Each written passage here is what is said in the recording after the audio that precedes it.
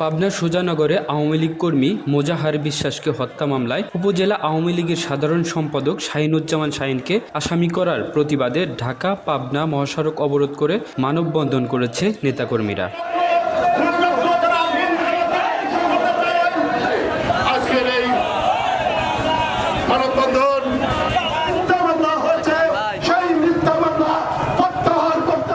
বুধবার ৩ জুলাই দুপুরে ঢাকা পাবনা মহাসড়কে চিনাখরা বাজারে সোনানগর উপজেলা আওয়ামী লীগের আয়োজনে ঘণ্টাব্যাপী বিক্ষোভ, অবরোধ ও মানববন্ধন অনুষ্ঠিত হয়।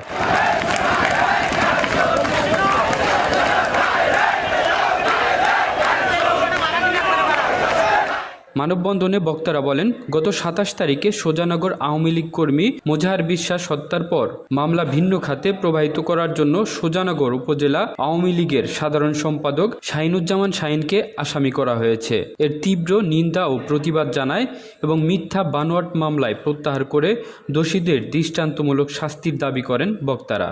এ সময় ঢাকা পাবনা মহাসড়ক অবরোধ করে নেতাকর্মীরা। এতে করে সৃষ্টি হয় যানজটের। এই বাংলা নিউজ ডেস্ক।